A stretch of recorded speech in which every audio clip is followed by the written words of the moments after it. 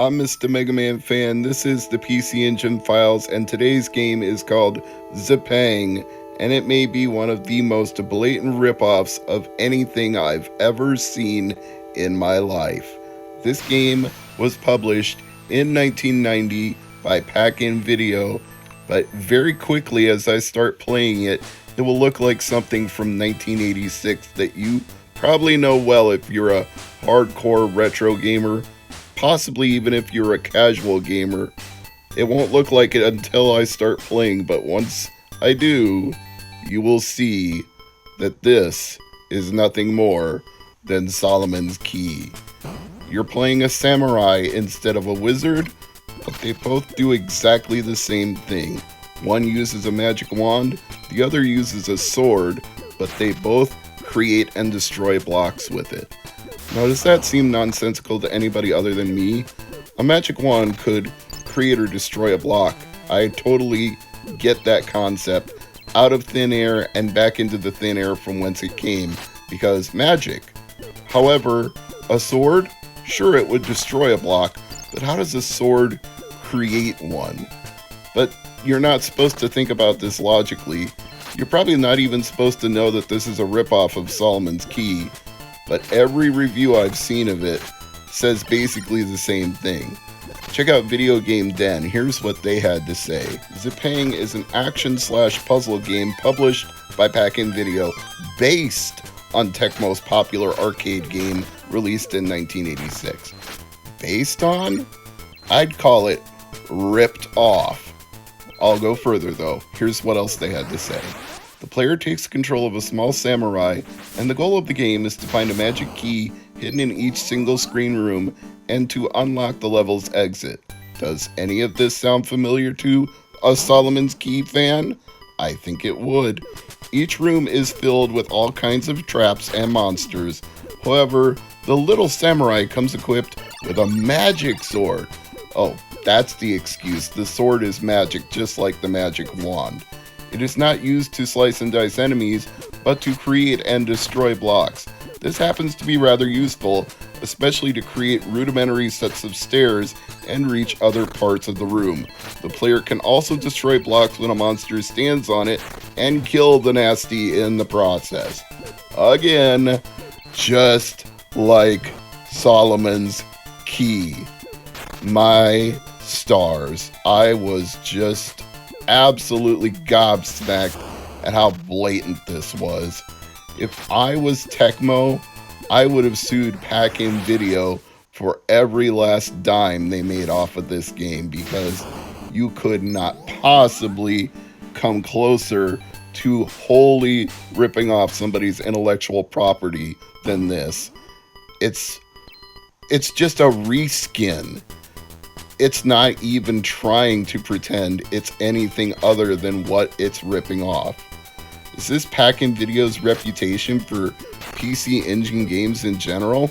I don't know this developer well enough, but I do know that based on this game, I would seriously question whether or not they had an original concept anywhere on their team. And my cat Tango would agree if you can hear him in this voiceover. He is loudly meowing about how blatant this theft is, although maybe he's just letting me know that he's done some business in the bathroom. I think it's the latter. If it starts to smell bad, I'll know soon enough. Anyway, let's see what else other people had to say about this game. Let's check out Giant Bomb. It's a puzzle game released for PC Engine in 1990. It is based on the movie of the same name, which in turn is an antiquated word for the nation of Japan. A comedy action movie from director Kaizo Hayashi that was loosely based on Japanese mythology. That same movie would also be the inspiration for the NES game Kabuki Quantum Fighter, which in Japan was called Jigoku Gokurakumuru, the name of the movie's protagonist. Sorry, I'm sure that sounded horrible coming from my gaijin Midwestern white tongue, but what can you do? Zipang plays similarly to Solomon's Key. Similarly? Yeah, similarly. Alright, let's see what the PC Engine Bible had to say. Oh, their entry is rather short. Action block puzzle game, known in another guise as Solomon's Key. Okay, folks, there you have it. 3 different websites, 3 different reviews, and they've all referenced Solomon's Key. And I don't think I can make it any plainer than that. I'm not saying this game isn't fun. If you like Solomon's Key, you'll like this game. It's not like there isn't value to be had in playing a Solomon's Key style game. I enjoy block puzzle games. I enjoy strategy games. This is a little bit of both. And if you're going to rip off something good. So ripping off Solomon's Key is not a bad way to go. Although jumping before that slime drop fell was definitely a bad way to go, because I had the level beat and then just committed suicide right there by not waiting a second. That's what happens in this game. And in Solomon's Key in general, you have to be very patient and wait for traps and monsters to go by and then make your move at precisely the right time. Tango agrees again. Patience is key to winning a game like this. You cannot just rush through it. Well, you probably can if you've memorized it and you're a speedrunner. But I don't think people are speedrunning Zipang. They might be for Solomon's Key, although I've never seen anybody do it. But I'm at least willing to concede it's possible, because Solomon's Key was a very successful game on the NES. In fact, anytime I've ever gotten a lot of NES games from eBay at any point in my life, there's almost always been a copy of Solomon's Key in it. And it was also released on multiple different systems. It was released on the Master System in Japan.